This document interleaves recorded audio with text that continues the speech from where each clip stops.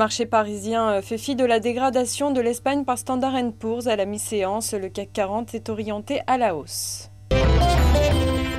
ST Microelectronics figure parmi les meilleures performances sur le CAC 40 ce midi. Le fabricant de semi-conducteurs a reçu une récompense par Cisco pour lui avoir fourni des produits de qualité.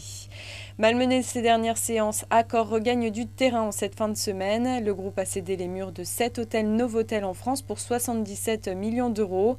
Cessions qui font partie de son plan de réduction de la dette. Du vert aussi pour le secteur pétrolier, Technip et Vallourec profitent de la hausse du cours du baril de pétrole.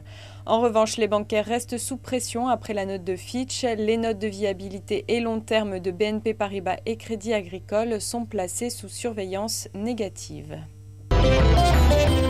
L'inflation en Chine a reculé en septembre, mais reste sur des niveaux très élevés. Les prix à la consommation ont grimpé de 6,1% après 6,2% en août et 6,5% en juillet. Des chiffres toujours très supérieurs à l'objectif du gouvernement qui vise les 4%. La persistance de cette tension devrait donc inciter Pékin à ne pas assouplir sa politique monétaire, en tout cas à court terme, comme l'espéraient certains investisseurs. Mais les autorités chinoises ont de moins en moins de marge de manœuvre. En plus de l'inflation, elles commencent à subir les effets du ralentissement économique mondial. Pour preuve, en septembre, son excédent commercial s'est réduit d'environ 3 milliards de dollars. C'est la fin de ce flash. Prochain rendez-vous à 18 h pour le point hebdomadaire.